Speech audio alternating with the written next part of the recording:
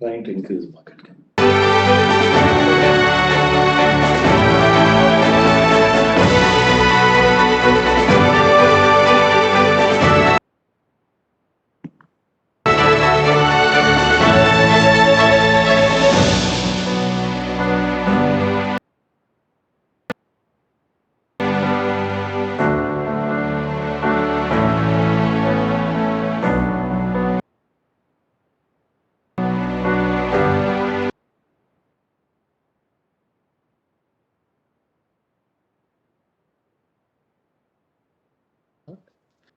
Good afternoon, everyone. I am Balakrishnan. I am the chairman of the board. I welcome the members to the 21st annual general meeting of the company. This meeting is being held through video conference in accordance with the circular issued by the Ministry of Corporate Affairs and SEBI. For safety reason, each one of us are in different location. Before we start the main proceedings of the meeting, I would like to introduce my colleagues on the video conference. First, I would like to introduce Gururaj Deshpande, the non-executive director of the company. Desh.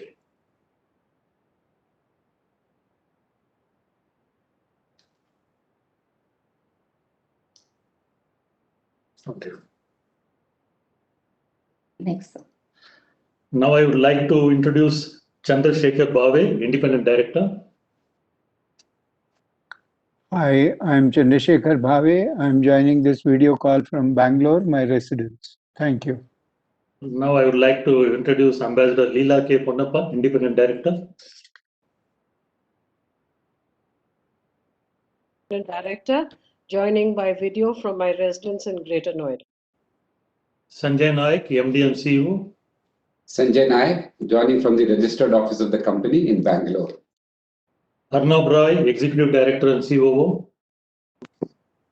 Arnab Roy, I'm joining from the corporate office in Bangalore. Kumar, CTO. Shivarajan, I'm the CTO. I'm joining from my residence in Bangalore. Venkatesh Gadia, CFO. Yeah, I'm Venkatesh Gadia, CFO, joining from headquarters here. Ravi Krishnan, company secretary. Yes, sir. I'm Ravi Krishnan from Bangalore, company secretary. Thank you, everyone. I confirm that the chairperson of the audit committee, Chandrasekhar Bhave, and chairperson of the stakeholder relationship committee, Gururaj Deshpande, are present for the meeting through video conference. I confirm that the statutory auditors, Mr. Mohan from Pricewaterhouse, internal auditor Hemant from Singh Dev Uni, secretarial auditor C. Dwarakanath, practicing company secretary, cost auditor Krishnamurthy from GND and Associates are present for the meeting through the video conference. Participation of members through video conference is being reckoned for the purpose of quorum as per the circulars issued by MCA and Section 103 of the Companies Act 2013. The quorum being present, I call the meeting to order. I now request N.R. Ravi Krishnan, company secretary, to provide general instructions to the members regarding participating in the meeting. Ravi? Good afternoon, everyone. Members may note that this annual general meeting is being held through video conference in accordance with the Companies Act 2013 and circulars issued by the Ministry of Corporate Affairs and SEBI. Facility for joining this meeting through video conference or other audiovisual means is made available for the members. The company has also provided a webcast facility to view the live proceedings of this annual general meeting. The Register of Directors and key managerial personnel, the Register of Contracts or Arrangements, has been made available electronically for inspection by the members during the AGM. Members seeking to inspect such documents can send the request to agm@tejas@works.com. As the AGM is being held through video conference, the facility for appointment of proxies by the members is not applicable, hence the proxy register for inspection is not available. The company has received requests from a few members to register themselves as speakers at the meeting. Accordingly, the floors will be open for these members to ask questions or express their views. The moderator will facilitate this session once the chairman opens the floor for question and answers. It may be noted that the company reserves the right to limit the number of members asking questions depending upon the availability of the time at the AGM. The company has provided the facility to cast votes electronically in all resolutions set forth in the notice. Members who have not cast their votes yet electronically and who are participating in this meeting will have an opportunity to cast their votes during the meeting through the e-voting system provided by the NSDL. Members can click on the Vote tab on the video conference screen to avail this feature. Members are requested to refer to the instructions provided in the notice or appearing on the video conference page for seamless participation through video conference. In case members face any difficulty, they may reach out on the helpline numbers. Thank you very much, Mr. Chairman. Thank you, Ravi. The company has taken all feasible efforts under the current circumstance to enable members to participate through video conference and vote at the AGM. I thank all the members, colleagues on the board, auditors and the management team for joining this meeting over video conference. I hope all of you are safe and are in good health. Now let me deliver the chairman's address. Dear shareholders, it goes without saying that these are extraordinary times. Just as our hearts go out to everyone affected by COVID-19, we are grateful to all our first responders and medical professionals who are risking their lives to keep us safe. We are also grateful to all our employees who continue to deliver on our commitments to all the stakeholders despite these challenging times. Financial year 2021 was a year of paradoxes for the telecommunication industry. While the macroeconomic environment and government restrictions pose severe challenges to our operations, the global movement towards digitization with increased spending on network capabilities by operators provided a strong tailwind to our business. During the year, it became clear that a robust telecommunication infrastructure is an essential service for delivering connectivity to people, homes, offices, and governments, and which keeps our lives going on in as normal as a way possible. While it was always known that digitization and a highly connected world were the way forward, COVID-19 fast-forwarded this transformation and increased the demand for reliable, high-bandwidth services. To deliver these high-bandwidth services, telecom and internet service providers need to make capital investments in optical transmission and fiber broadband access equipment. While this is a focus area for your company, I am happy to report that during financial year 2021, your company showed a solid turnaround in financial performance with robust year-on-year growth in our revenues while we returned to profitability. We improved our performance on almost all financial parameters while continuing to be a zero-debt company. As a deep technology company, we continued our investments in R&D and maintained our focus on innovation to create globally competitive products. Since all our R&D manpower is located in India, we get a significant competitive cost advantage as compared to our global peers. Over the years, we have built a globally competitive portfolio of software-defined hardware products, which are well positioned for building high-capacity optical backbone networks as well as high-speed broadband access networks. Over the past few years, we have increased our focus on international sales to tap the large global opportunity and to reduce our over-dependence on the Indian market by geographically diversifying our customer base. We are happy to report that during financial year 21, we significantly increased our international business, both on absolute levels as well as a percentage of total revenues. Our sales investment and focus on Africa, Southeast Asia, and Americas are expected to continually grow our international business. What also helps us is that many of our countries in emerging markets have India-like needs, and our success in India serves as a strong reference point in winning new customers in these markets. With telecom networks becoming an integral part of our daily lives and increased connectivity of Internet of Things, there is heightened sensitivity around cybersecurity globally and the need to build secure telecom networks. As a result, sourcing of trusted telecom equipment has now become a key geopolitical concern for many countries. With our products being deployed in over 75 countries, we have a great opportunity to become a trusted and reliable global source for leading-edge yet cost-competitive telecom products. India continues to be one of the largest telecom markets in the world and is our home market from which we get majority of our revenues. While India has 13% of the world's telecom subscribers and is one of the biggest consumers of mobile data in the world, the capex spend by Indian telecom operators is disproportionately low and is only 5% of the global equipment spend. With an increased demand for highly reliable and high-speed home, office, fiber broadband connectivity, the impending 5G rollouts, and the stabilization of competitive intensity amongst telcos, we expect the robust CapEx cycle in the years to come. During financial year 21, our Indian business grew healthy across both government and private segments. We see a strong intent from the government to promote products developed with Indian R&D and IPR and which are manufactured in India. We believe that the supportive government policies such as the PLI scheme, the mandate for all telecom service providers, both government and private, to source from trusted telecom equipment, and further strengthening a preference for Make in India policy clearly signals that the government wants to make India a global telecom equipment manufacturing hub, especially in the light of new geopolitical situation. To conclude, we have the right product mix at competitive price points, great R&D team which continues to develop leading-edge technologies, highly favorable geopolitical situation where countries are seeking trusted telecom products, increased digital adoption, driving increased investments in network capacities, and more importantly, favorable Indian government policies and intent.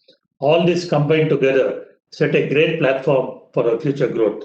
On behalf of the Board of Directors of Tejas Networks, we thank the Government of India, the Government of Karnataka, and all government agencies, government of various countries where we have business operations, and we look forward to their continued support.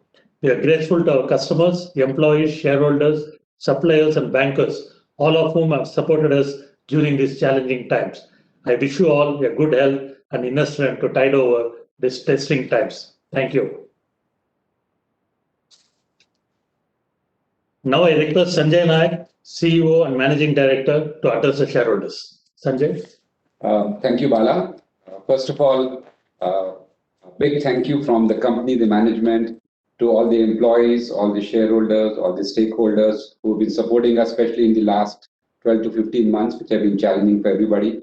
So we acknowledge their support and commitment to the company. I would now like to go over the highlights of last year and also talk about the strategy going forward. Just to quickly look at the performance of last year, Bala gave a high-level view. I would like to go into a little bit more details. So FY21, we returned back to profitability. And in addition, we have generated quite a strong business momentum. So our revenues grew 35.6% year-on-year to rupees 515 crores. And our booking also grew quite significantly. And our order book is at 679 crores at the end of March, which is all-time high for the company. Our international business, which we've been focusing on for some time, grew 62% on a year-on-year basis on revenues and contributed to 40% of the total revenues, which is up from 33% a year before. And more importantly, the bookings, which is the new orders from international, was 103% growth as compared to FY20, and which was basis very strong orders from Africa as well as Southeast Asia. The India business grew 22% year-on-year, primarily both from the government, which is of course being fueled by the demand for Atmanirbhar Bharat, and from the private operators who are starting to do a lot more home broadband connections, especially in the post-COVID or during the COVID scenario when people are working from home, which is in turn resulting in higher capacity networks in the metros as well. One other thing which was very important for us is repeat business from our existing customers. And I'm happy to say that 86% of our revenues of last year came from existing customers. On the profitability side, we had a profit after tax of 37.5 crores, which was a loss in the previous year. And the earnings per share was 4.05. And on an operating cost basis, given that we had come off back of a very tough year, we ensured that the operating costs were almost flat on a year-on-year basis, while the revenue growth was there, as we saw earlier. On the balance sheet side, we continue to have a very strong balance sheet. At the end of the year, we have 364 crores of cash and cash equivalents, and we added 84 crores of cash during the year, up from 280 crores that was in the previous year.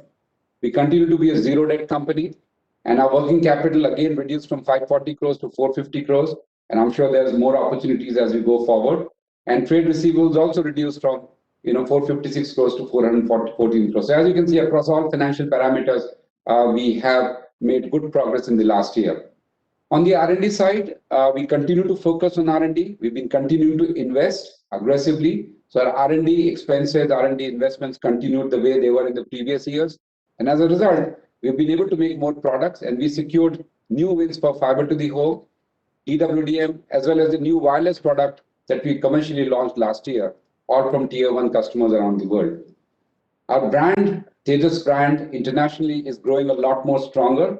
And I'll talk a little bit about the initiatives which we did during the year, which is helping us win more business and become more familiar with customers around the world.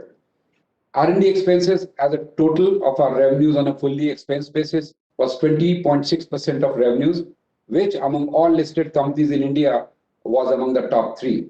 So as you can see, this is a quick summary of our financial performance. On the next slide, I have given an overall trend over the last 4 years. So while it's heartening and it was good to get good financial performance last year, we as management do recognize that we still have a lot of catch up to do. If you see our financial performance in 18 and 19, we were at much higher numbers and we have yet to reach those numbers. So we as management team are really committed to making sure that sooner than later, we are able to get back onto the revenue numbers and the growth numbers that we had 2 years back. And all efforts are on to have that direction. All the other charts, as you see, on the profit and loss, of course, once the revenues stabilize to a minimum level, our profitability comes back to the levels that we expected to be, which was in the past. Working capital has been continually improving over the last 3 years. Expenses, we have been tight in terms of our SG&A. And on the R&D side, irrespective of the revenues, we have continued to ensure that we make the right kind of investments. And cash and cash equivalents, while have made improvement in the last year, we expect to continue to generate more cash going forward. Just a quick pie chart of the 3 major revenue segments that we report. So if you see on the left-hand side is the actual breakup for FY20, where India private was 52% of the total at 195 crores and international was 33, and India government was 15% in FY20. In FY21, on an absolute basis, all the 3 numbers increased. So India private went from 195 crores to 224 crores, which was a healthy growth. International was very significant. From 126 crores, we went to 205 crores. And the India government went up from 58 crores to 86 crores. And if you see the run rate business, which is repeatable business from international as well as India private, that was 83% of the total in FY21. And which was a year-on-year growth of 33.6%. So not only did we do better in terms of the overall revenue, I think the blend of business is also getting better. And while we are excited and we are committed also to the India government business, we also realize that we have to build a business which is very strong independently. And as and when the government spending starts to happen in a good way, we should be able to benefit from it as well.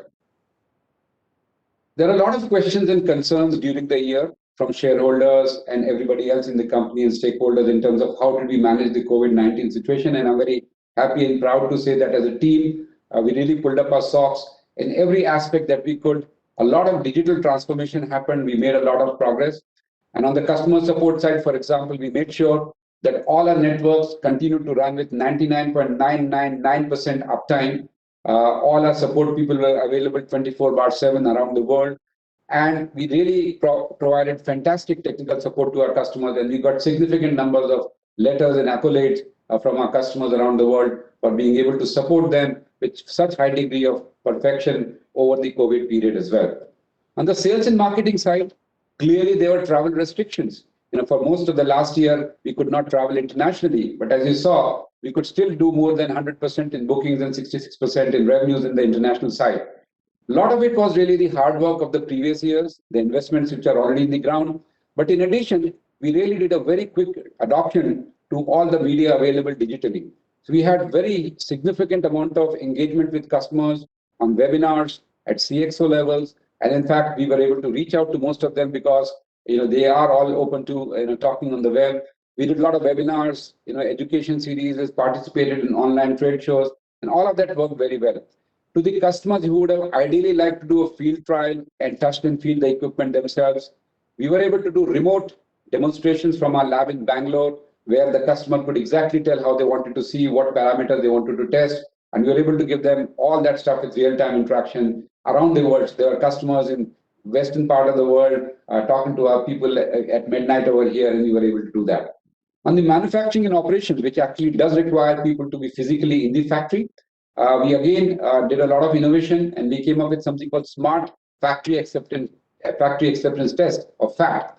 And again, on virtual thing with a live camera or high resolution camera with all the inventory, opened up and kept ready and lit up in our factory, customers could actually do all the testing that they would have done physically. And many of the customers were able to get the equipment tested remotely. Of course, some of them, especially of the government kind and others, have a process where they have to be physically present, and those were the things which got impacted. We also made sure that we expanded our supplier base, and from one particular country where around the world there's a lot of supply chain of electronics which is driven, we made sure that we diversified our supply chain from there. We get new suppliers, new vendors, so that we don't have to have a dependence on a specific country, so that we do not get impacted in a larger geopolitical situation. Safety protocols and plans were absolutely implemented in the factory in terms of, from the cargo bay to the shipments to the shop floor to warehousing. And we had very, very strict standard operating procedures, and all employees followed that. And as a result, we were able to manage our manufacturing operations reasonably smoothly during the COVID period. On the HR side, on an overall basis, we enabled work from home for anybody who could work from home. Most of the R&D people during the year working from home, and anybody else who did not come to office could work from home. And we made sure that there was a hybrid model where the R&D labs, where the physical equipment is there, was provided access, and there were people available. And as and when the lockdowns and the travel restrictions were not there, we had a mixed hybrid model, which was the most efficient way to do it in terms of making sure that there was no productivity loss despite the lockdowns. On the employee well-being side, a lot of proactive measures were taken. Of course, we took all kind of health insurance to make sure that in the unfortunate situation that anybody did go through COVID, we had all kind of insurance covers. And especially in the second wave, all of us in the senior management team and the company did everything that we could to help all our employees get whatever support and help they could need. We increased, coverage in terms of insurance, et cetera, et cetera. And, because of the stress that one could have because of not coming to office, we also offered counseling services on a 24/7 basis through professional agencies for any employee who would like to take and avail such services. Again, standard operating procedures were at the workplace. And net of all of that, I believe that we were able to efficiently work, efficiently contact our customers, efficiently run our factories, while making sure that the safety concerns of employees and their families were not compromised even to the smallest extent. Let me talk of now going forward. So how does our industry look like, and what are we going to do, and why are we excited about our future?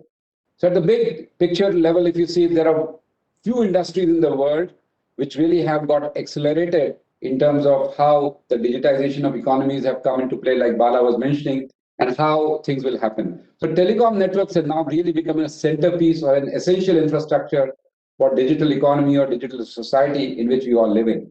So if you see the chart on the left-hand side, these are things which all of us have become far more familiar than we were a year before, whether it's work from home, e-learning, telemedicine, all the OTT platforms for entertainment, e-commerce, m-commerce. And this is all which we've been experiencing almost on a daily basis for a significant period of time.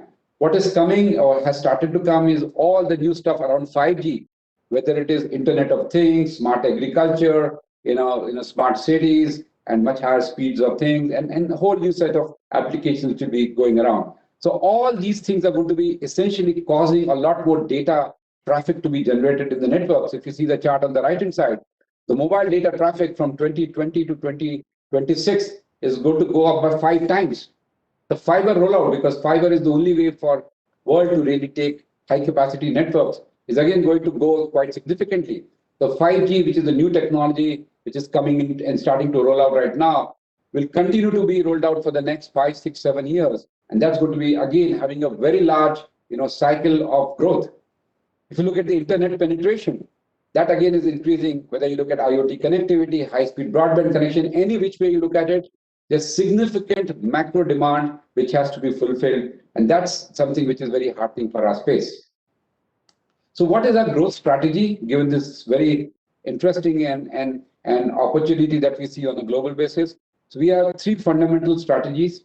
Number one, we will continue to focus on the international market so that we have a diversification of geographies, and there's a much large market outside of India which we want to tap. Number two, we want to benefit from the data and broadband growth in India.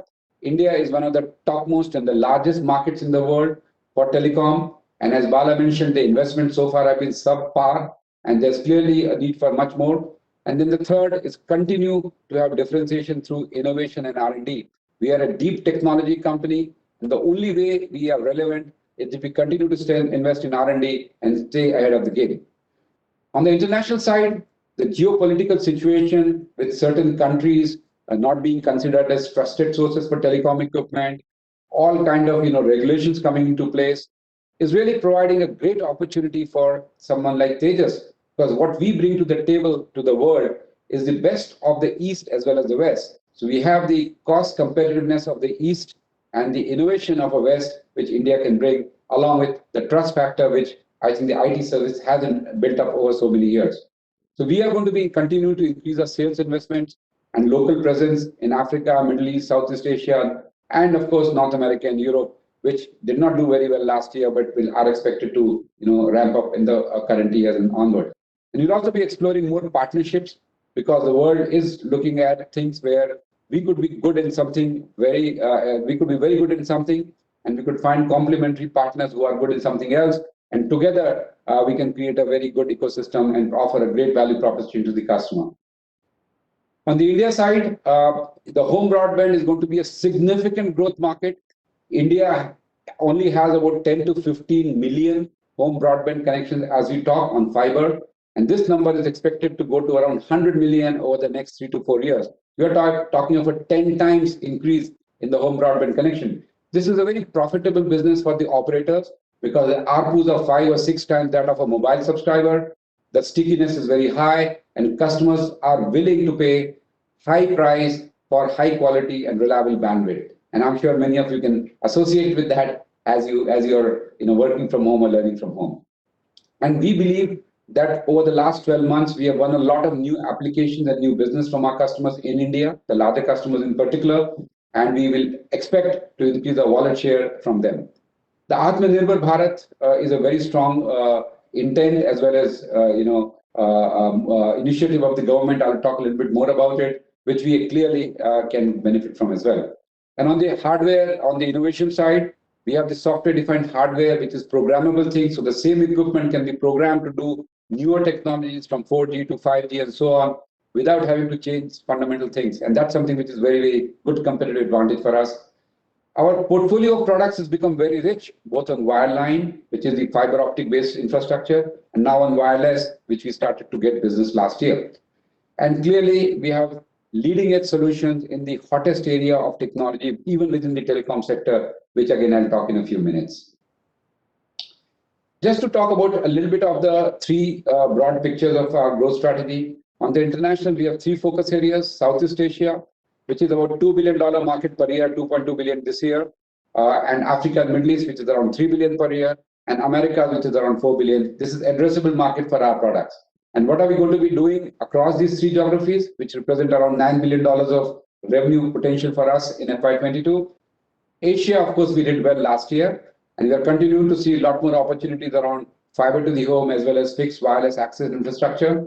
And we won a very large rural broadband project in one of the Asian countries last year, and the rollout has been extremely successful. And we believe that those kind of things will continue to give us more business in the coming years as well. Africa was a star performer last year, where our business grew 68% year on year. We have won multiple operators which are multi-country, which is Pan-African operators. And Africa is a continent where huge amount of data and data centers and bandwidth applications are being created. All the web scale companies, all the new digital economies companies of the world are looking at Africa as a great potential, and hence the telecom networks need to be built up. We are already got those customers on our side, and we expect to continue to grow on our WDM, OTN, and other solutions that we have. In addition, Europe, we started to invest late last year, and we are confident that this year we should start seeing some success in Europe as well, because Europe is another market where the wireline infrastructure on fiber is still very weak. So many countries, starting from UK to France to Germany to Spain, are building, or Italy are building high capacity fiber broadband infrastructure like in India, and we have very, very competitive products for that market. US, we could not do very well last year because of the COVID situation where our salespeople could not travel and the customers continued with whatever they had from their existing suppliers. But now US again has a huge amount of investment happening in the rural broadband infrastructure, like what we have BharatNet in India. And we are targeting that market because this is something which we do extremely well with our products. And of course, we are confident that this year we'll see success there. Mexico again was adversely hit because of the COVID situation last year. But again, we have a strong local team, a strong customer base, and we are confident that the North America geography should also give us good success in this coming year. The other initiative that we did very well last year in terms of creating a brand for Tejas products, because one of the challenges Tejas as a company has faced is not just because of Tejas, but because of India as a country, that we don't have too many Indian companies which can be considered as a global brand in the high-tech product space. So part of what we are doing is really creating that branding. So we did a lot of online engagements in terms of real-time trade show participation, webinar, thought leadership, seminars, teaching seminars, and so on and so forth. And all of those things, I can tell you, has significant attendance. We have very well-respected set of technologists in the company, from Kumar Shivrajan, our CTO, Arnav Roy, our president, technology, and so on, who really people in the world were able to come and listen, and we got very, very good response. And a lot of the leads which came from these online webinars got converted into business during the year. Second pillar of our growth was really India. India is one of the largest markets in the world. It's a top 3 market in terms of subscriber base. But if you look at it in terms of the investment in capital infrastructure and telecom, it's significantly lower. We believe the addressable market in India for our kind of products is around $1 billion per year. And that fundamentally is coming from few fundamental drivers. Number one is that the cell tower fiberization is still very low at around 25%. And over the next 4 or 5 years, it should be at least 60% if you have to have good 4G or 5G coverage. Second, mobile broadband subscriber. India has become the per capita highest user of data on mobile broadband. Of course, that is continuing to grow, and we believe that with 4G, more penetration, and 5G in the future, that will continue to happen. And the fixed broadband is something where we have extremely low penetration. We hardly have a copper broadband in the country, and now it's all going to fiber. So we are just around 8% market penetration, which should go at least much higher over the next 3 to 4 years. And we believe that a lot of operators are thinking of pan-India rollout of fiber to the home infrastructure. The COVID did not allow them to actually invest enough because there was a pent-up demand, and there is, but that's something which is going to change as this year progresses. In terms of 3 lines of business within India, the India government business, of course, our Prime Minister has announced BharatNet for every village, which is 650,000 villages from 250,000 right now. So there's a lot of villages to be covered over the next 2 years. Again, because of the COVID, this project has been slow to start, but it should catch up speed in the next couple of years. And BSNL, the national operator, has plans to roll out a 4G network. They don't have a 4G yet, and that will present an opportunity both for wireless as well as wireline products of the company. On the India private side, I mentioned fiber to the home is a big application, a very profit application for all the private telcos, and we are selected by all the major telcos for their fiber to the home rollout plans. So as their rollout start and as our integration into their networks happens, we should see some business success on this side. In addition, for capacity expansion projects, because more data is being generated from mobile phones as well as home broadband, we have again been selected by multiple large operators for expanding the capacity of the network. And they also have to replace some of the products from certain countries from which India is not allowed to buy products anymore. And that's again presenting us great opportunity. The critical infrastructure segment has been a very solid segment because cybersecurity has become a very big concern for rail, oil, pipeline, electricity infrastructure, smart cities, safe cities.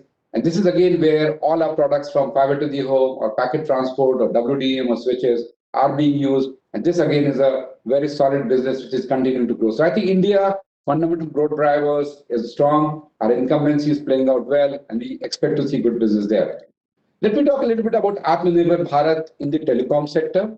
What are the policies and how do they impact our company? So there are three fundamental policies which government has announced. One has been there for some time, the preference to make in India, which basically says that for all government funded projects, if there's an Indian product available and there's definition of what constitutes Indian products, they will be given preference to purchase versus any imported products. There are also clauses to say that any countries with which India has a land border, products from that country cannot be used in government projects. And all the products that our company manufactures are covered under the preference to make in India list of products. There's another directive which is as recent as, in effect from June 15th, although it was announced on December 30th last year, where the Indian government on national security grounds has required and mandated that any telecom service provider, whether public, private, internet service provider, cable operator, whosoever it is, they have to use trusted products from trusted sources only. And the government of India is scrutinizing which products from which manufacturers and which country will be allowed to be offered those trusted sources. And then the third one is a production-linked incentive scheme, which is the larger, broader scheme for any manufacturing in the country. And telecom sector has been allotted 12,195 crores. And all the products that your company manufactures are covered under the PLI scheme. And that scheme should be operative from this fiscal year onwards. And one can get 4 to 6% of the incremental sales over a base year as cash incentives from the government for basically making the capital commitments as well as the extra revenues that you're able to generate. So all these three schemes are very strong intent of the government. Collectively, these three policies give us a very strong tailwind, and we believe that we should be able to take advantage of these in the coming years as well. The last part I want to talk about is our product differentiation through R&D. We are a deep technology company. We really believe that this is really where the DNA of the company is. This is how we differentiate against global peers. So there are 4 areas in which we have products. One is on the metro access, which is the WDM or wavelength division multiplexing market. These are the products which is used for building high capacity backbones, whether in the cities or interstate or across countries. And this market for the product that we have is about $4.4 billion per year, going to around $6.3 billion per year over the next 5 years. It's a growing market, and this is something which we have very good products. The second area I talked about is the fixed wireless access market, which is something that we started to invest in the last few years. It's around $2.5 billion per year market, going to $4.3 billion over the next 5 years. Sorry. The third one is your metro access and WDM market, the GPON market, which I talked about earlier. Sorry. And the metro access and WDM market, which again is going to go from 7.8 billion to 9.3. So in the sense, our products are in segments of business which are large opportunities. So opportunity is not a constraint. We have the right products. We just need to find ways to sell a lot of that more, both in India and outside of India. And that's really where the focus is. So in terms of the product portfolio, we commercially launched our wireless products last year on LTE technology, which is the technology for 4G and 5G. For high-speed fiber broadband, which is the GPON technology, which many of you would have started to see a fiber-based connection in your home. And sooner or later, you may see a Tejas branded box at your home for FTTX connections. We again have a significant growth opportunity there. Multi-terabit transport opportunities for the networks, packet optical transport, and of course, the secured switches for safe city, smart city kind of an application. Now, I'm very happy and proud to say that your company is top 3 spender among all listed companies in India. And more than half our team of 800 people is in R&D. And this is a very highly talented and capable team from the top institutes with the best credentials that is developing our products. And we have filed around 349 patents and more than 300 silicon IPR building blocks we have in the company. What this has resulted in is really award-winning products and solutions for home and office broadband, metro capacity expansion, critical infrastructure, and of course, the 5G-ready mobile backhaul. And this is something which we feel that we need to expand our applications across in terms of the same customers. We have to sell more of the products, and across new customers, we can win based on one of these 4 applications as a starting point. During the year, we won a lot of global international awards where we were selected by all the top agencies in the world who track the innovation of our products. We are very happy to say that we were chosen as finalists in almost all the products category that we applied for. All this means that we've been winning a lot more tier 1 customers. Tier 1 customers are larger operators where once you're selected, their spend is large and their ability to give you a lot more revenues is significantly higher. And we are really trying to make sure that as a part of expanding our portfolio of revenues from customers, we get into larger operators, larger wins. So 5 out of the top 10 telecom operators in the world are our customers now. 3 of the largest wholesale bandwidth providers in Africa are our customers. All large public and private telco networks, of course, are our customers. The largest suppliers to India's utility networks like power, oil, rail and gas are customers.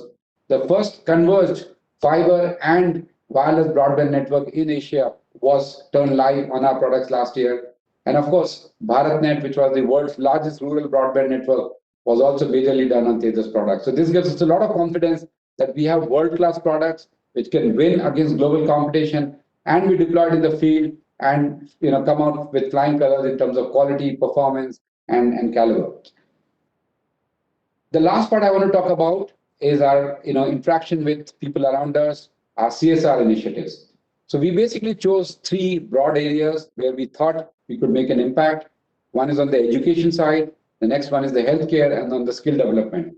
On the education side, of course, Akshay Patra, which has a large midday meal program, and they did a lot of work during the COVID period in terms of distributing food to COVID-affected people or people who could not have access to food during the COVID times. And ICT Academy, which is another very good skill academy for people who could be doing work at the grassroots level in terms of technology work. And then, of course, IIIT Bangalore, which is a premier institute for research and development. And then, of course, Sri Aurobindo Society and Katha and Deshpande Foundation for skill development at different levels, whether it's school children or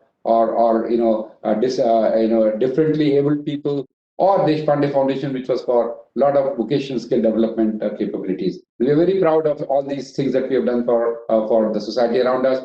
And in the last few months, in the second wave, I think a lot of people from Tejas and as a company, we have done our CSR bit in terms of helping hospitals in our vicinity, providing funding for buying equipment like concentrators and all this other stuff, and really tried our bit to make sure that our country came out strong after the second wave of COVID.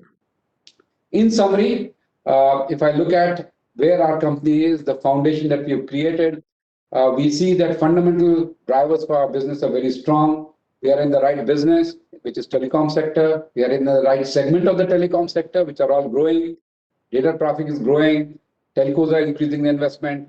5G is coming. And these are all things which we do very well. Our R&D investments are continuing to be delivering good value for us. We are creating products which can stand the global competition. And we can proud to say that products designed and made in India are competing with the best in the world on both wireline as well as wireless side. International, which has been a focus area for the past 2 years, and we've been talking about it, have finally started to deliver results. We expect that we grew very well last year, and we expect to continue to grow more in the coming years as well. India, which is a large market, which is a home market for us, has all the macro favors, the macro elements in our favor, whether it's Atmanirbhar Bharat or the need for more broadband and more fiber-based connections for home and higher capacity. And we are well positioned for that. As you saw, and I mentioned earlier, as a company, as a team, we have found out a very effective way of dealing with the challenges from COVID-19 and made sure that we evolved our processes, systems, and really came out stronger in terms of more productivity and making sure that the employee well-being was not compromised in any way. And last but definitely not the least, we have a strong balance sheet with a healthy cash position and no debt. And this enables us to take long calls, whether it is for inventory, whether it is for growth investments, etc. And the only other thing which I would still like to highlight is that as a result of the COVID and the other challenges which happened in the world, there has been significant disruption, delays in the semiconductor components across sectors. And needless to say, we are also impacted. So what we have done is we took early actions and we made sure that we are working with all our suppliers and making sure that we have secured the inventory for the entire year's revenues. Of course, there will always be challenges in the near term, but we've been made sure that because of the visibility that we have for our business, the shortage of components should not come in the way of executing our business plan for this current year. So all in all, I would say I'm very confident and happy that we came off a strong year last year, but clearly our work is not done. We still have a lot of ways to go and really get back to the revenue levels and the profitable levels that all of you as shareholders are expecting us to, and I'm very sure and confident that in the years to come, we'll continue to show better and better performance. Thank you. Thank you, Sanjay. Now I request Ravi, Company Secretary, to provide a summary of the auditor's report. Ravi? The statutory auditors, Mrs. Pricewaterhouse Chartered Accountants LLP, and the secretarial auditor, Dharaknath, practicing company secretaries, has expressed unqualified opinion in the respective audit reports for the financial year 2020-21. There are no qualifications, observations, or adverse comments on the financial statements and matters which have any material bearing on the functioning of the company. The statutory auditor's report on the standalone financial statements and consolidated financial statements are available in the annual report. The secretarial auditor report is also enclosed to the board's report of the annual report. Thank you. Thank you, Ravi. As the notice is already circulated to all the members, with the consent of members, I take the notice convening the meeting as read. Before we proceed, I bring to a notice that, as required under the Companies Act 2013, the company has provided you all the facility to cast your vote electronically on all resolutions set forth in the notice. Members who have not cast their vote electronically and who are participating in this meeting will have an opportunity to cast the votes through the e-voting system provided by NSDL. Further, members can seek clarifications and offer comments on items of business, if any. The results of the AGM resolutions shall be declared not later than 2 working days from the conclusion of the AGM of the company. We now take up the resolutions as set forth in the notice. The floor will be open to any questions by members after all the resolutions are tabled. Item number 1 of the notice, adoption of financial statements.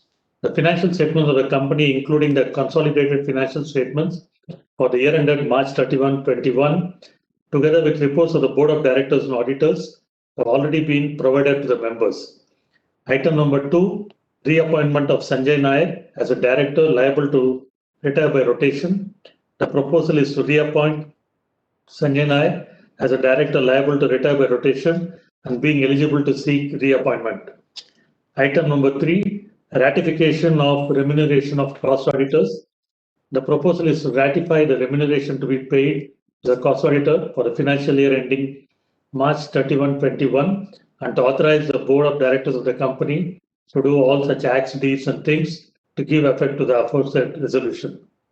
Item number 4, payment of remuneration to non-executive and independent directors.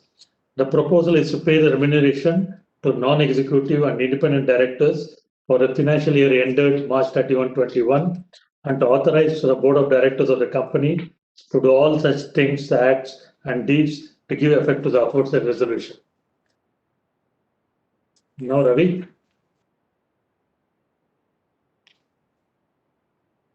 First AGM today. Dear shareholders, thank you for joining our 21st AGM today and for taking time to participate in today's AGM. Before we go live with the question answer session, here are some points to note for your convenience. Kindly turn on your video when you are projected on the broadcast screen. Kindly unmute yourself and proceed to ask question. Please mention your name, folio number, and the location from where you are joining. Each shareholder will have 2 minutes for the questions. Thank you. Now the floor is open for questions. In the meanwhile, we request you to watch the videos which showcase the corporate presentation of Tejas.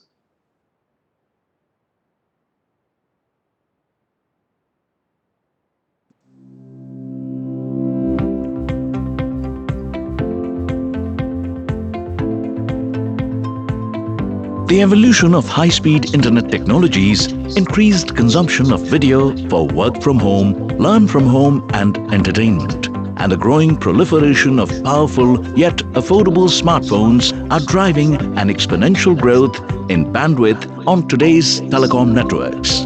Wider adoption of multi-gigabit broadband connections by homes and businesses, wider usage of cloud-based services by enterprises, massive build-outs of web-scale data centers, and the emergence of 5G networks are further accelerating this demand in the post-pandemic world. Tejas Networks, a global deep technology product company headquartered in India's Bengaluru, is enabling this data revolution. As a leading optical, broadband and data networking products company, our focus on technology and R&D has enabled us to power the broadband networks of telecommunications service providers, utilities, defense and government entities the world over. We design and develop cutting-edge optical and data networking equipment that are used to build high-capacity networks that carry voice, data and video traffic from fixed line, mobile and broadband networks over optical fiber.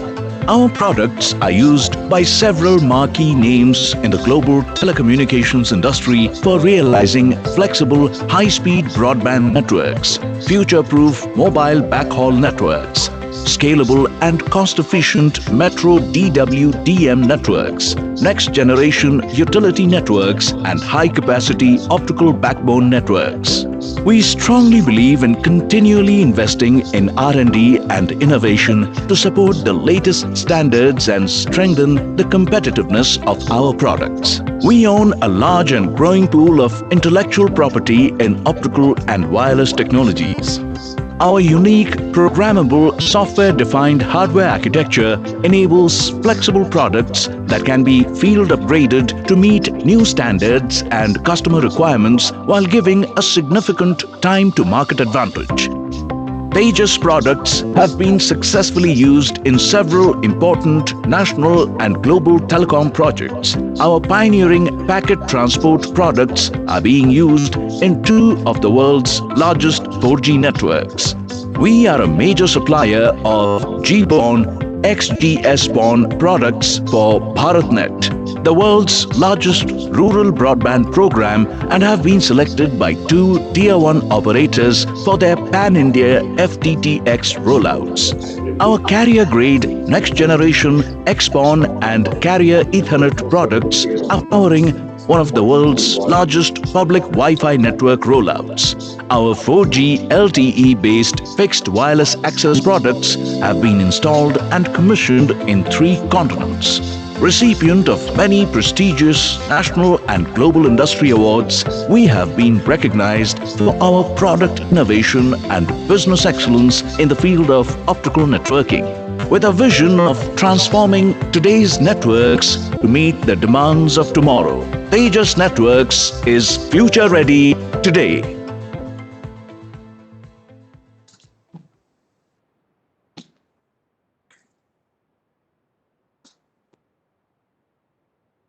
Okay, now the floor is open for questions.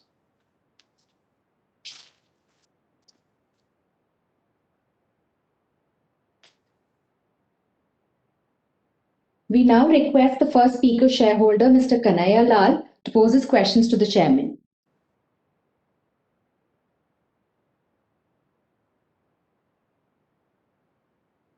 Mr. Kanaya Lal?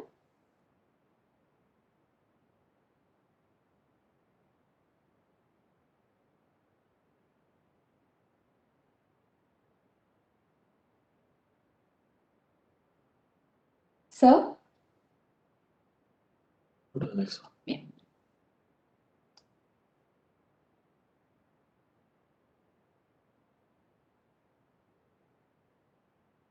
Mr. Ashok?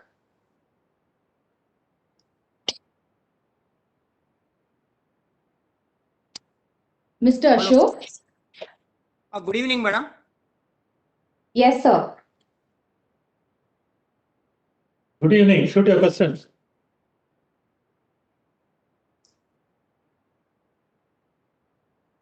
So please carry on. Video is not coming. Yes, madam. Good evening, sir. Hello. Good evening, Mr. Ashok. Yeah, please go ahead. Please go ahead. Sir, my name is S. Ashok Chakravarti. Full Yeah. number is 18133296. Okay. Sir, I am very happy and congratulating to the management because the company could come from loss to the profit after this year. I am congratulating the management. Thank you. Sir, one more information is the share price also, the share market or whatever you call it, share price has multiplied by nearly 4 times in this financial year. But what I personally feel is still it is lower than what you call it, the all-time high figure of around approximately 350 to 400 rupees.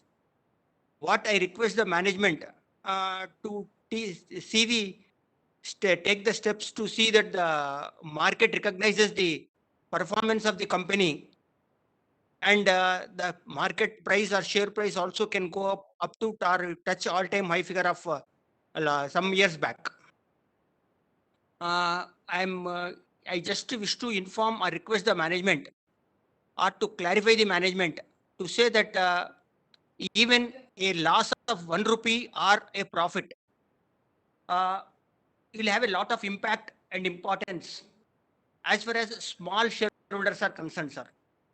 So, and everyone, and especially our chairman, Mr. Balakrishnan, knows how the Infosys could create the wealth for the shareholders over a period of time. It has also started as a small company, but today it has created the world records and created wealth for all the shareholders, sir. So in this connection, I request chairman, board, and especially chairman Balakrishnan, because he is very quite aware of the Infosys company, everything, to see that our shareholders of shareholders of Teja also will benefit in a future time, at least to have what you call it, the purchase price or the all-time figure, whatever has taken place, sir. The next point is, sir, just I wish to know, there was some sort of reduction in the R&D expenditure. I will be glad if you can give clarification for the reason for it, sir.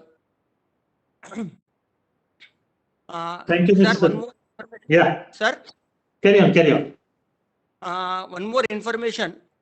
As per my knowledge, sometime back our market analyst and our shareholder, I think Sri Vijay sir, had given good recommendations about our Tejas company.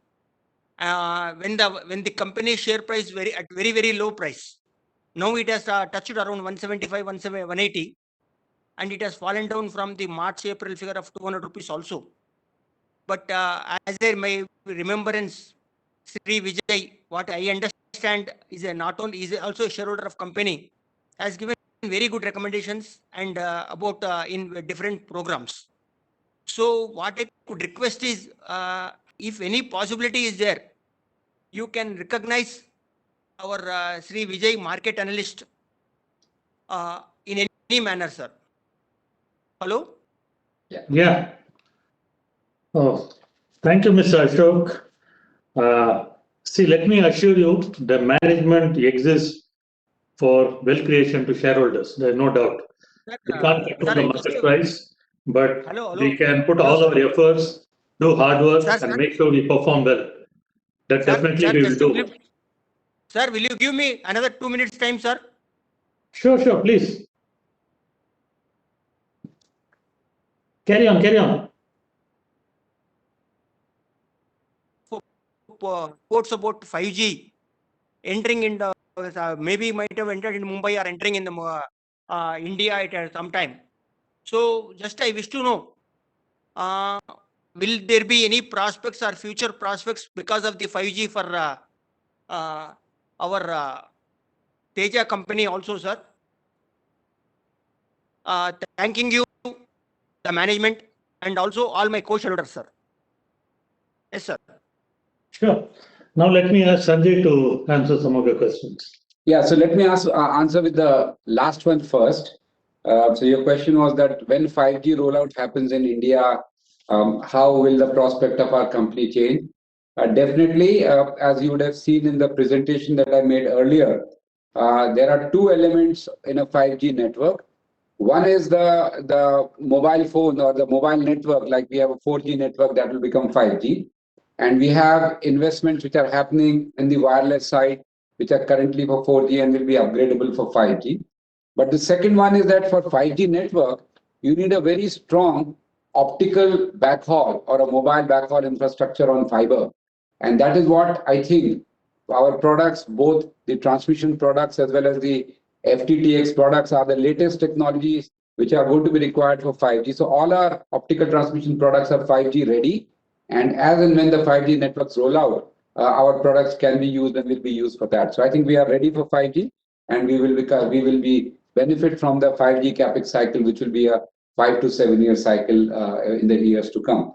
And then the second question, which again, Bala, with your permission, if I can answer, was on the R&D reduction. So actually, year on year, on a fully expense basis, our R&D expenses were almost flat. So I think what we did is we made sure that all the investments, all the projects which were going, but also we had a little bit of a prudence in terms of we came off a very tough year in 1920 when we started around this time last year. The market uncertainty, the economy uncertainty because of COVID was very strong. And it was important for us to ensure that we did not go ahead and spend a lot more money till we got good confidence that all the macro and the near-term parameters are under control. And as a result, we kept the R&D expenses almost flat on a year-on-year basis. But on a percentage basis, it was still 20.6%.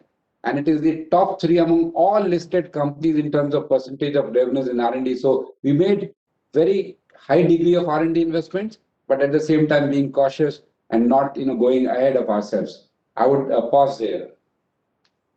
Thank you. Yeah, we can take the next verse.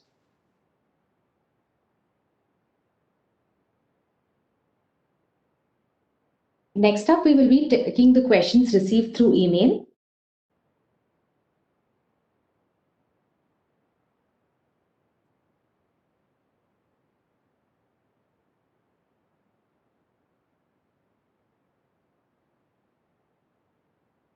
So the first question is from Varun Dambal, and his question is, what best practices, that is with respect to employee wellness, has the company adopted owing to COVID-19, and are all the employees allowed to work from home? So as I mentioned again in my presentation, all the different aspects which we have taken care of ensuring that employee safety is paramount, and we made the workplace as safe and efficient as possible. The way forward is that there will be a hybrid model of work from home and coming to office physically, because there is a lot of value in coming to office as well. We will continue to watch the situation closely, and as things go by, we will make the appropriate adjustments. And all I can say is that the infrastructure has been created, that there is no loss of efficiency regardless of where the location of the employee is, and all best practices of the industry are being taken care of. Next one. The next one is from shareholder J. Abhishek, and his first question is actually related. The coronavirus and subsequent lockdowns have left virtually no industry untouched. After the COVID, how many employees have we sacked, hired, and salary cut in percentage, if any? I'm actually very happy to say that we did not fire anybody, we did not sack anybody. We really support our employees, and the employees have supported the company. And it's because of their hard work and their commitment, our company turned around in the performance. In addition, I would also like to say that, we had, like probably most other companies, and we have a very large employee base, 2 of our employees, succumbed to COVID after, battling as well as they could have. And company provided all the support that we could during their illness. And even after their demise, we have taken a decision that 2 years of salary we will be giving to their, as an ex gratia payment, we will be giving to their dependents or next in kin, to make sure that the loss, which is of course very difficult to fulfill, would be made forward. And in addition, we also give salary increases to all the employees, and we believe in motivating them. In fact, we also give RSUs to the critical employees and senior employees in the company. So all aspects to make sure that the employees are well taken care of. They have been committing and they have been delivering to the company, and we as the management and company make sure that we are taking good care of them. The second question I already answered in terms of the growth triggers for the first half and second half in terms of the fundamental growth drivers, macro level, India, international, so I will not go on to that. The third question is, what are the new innovations and new product launches that the company did after April 1, which is in the COVID year, and what has been the response so far for those new products? I would actually request my colleague Arnav Roy to take a crack at this third question, please. Yes, I'm audible, I hope, Sanjay? Yes, Arnav, you're audible. Okay. Yeah, so of course the R&D team made several product releases during the year, but the most significant innovations that came out of Tejas last year was the first one was releasing our converged access platform and upgrading it with fixed wireless access technology over LTE. This has been one of the unique innovations from Tejas, and I'm glad to say it has been adopted by a major wireless operator in Malaysia, who has deployed close to 100 sites for wireless broadband services to its customers. Another significant innovation release has been 400 gig, 600 gig DWDM transmission for high capacity core networks over optical fiber. And this is really state of the art in DWDM transmission and a major upgrade from the earlier 100 gig, 200 gig line rates that were deployed. So our technology has passed successful field trials in 3 operators network and is being deployed by a wholesale bandwidth services operator in Africa in a very significant way. And we hope to win more customers during this year. And the third major innovation has been the release of a high capacity GPON, XGS-PON fiber to the home solution. This is the high density, high capacity 64 port, 120 port OLT and associated ONT devices. And this has been deployed significantly in a significant way in the state BharatNet networks in India, apart from many other smaller networks. So these have been some of the significant innovations and releases that have come and which have also found successes in customers. Thank you, Arnab. I think we answered all the questions, and we are always happy to answer any questions. You can send always an email to us. We had 44 members participating today in the 21st Annual General Meeting. So we are grateful to our shareholders who joined us today. Let me now come to the last item on the agenda. The Board of Directors appointed Dwaraknath C, Company Secretary in practice, as the scrutinizer for the e-voting process. I hope all of you have gone and taken part in the polling. Further, I hereby authorize Ravi, Company Secretary, to declare the results of the voting and place the results on the website of the company at the earliest. The resolutions as set forth in the notice shall be deemed to be passed today, subject to receipt of the requisite number of votes. Further, the combined results of remote e-voting and electronic voting during the AGM, along with scrutinizer's report, shall be communicated to the stock exchanges. The results shall also be placed on the websites of the company and NSDL. All the items of today's AGM have now been transacted. Thank you for attending the meeting. With this, I declare the 21st Annual General Meeting as closed. Thank you, everyone.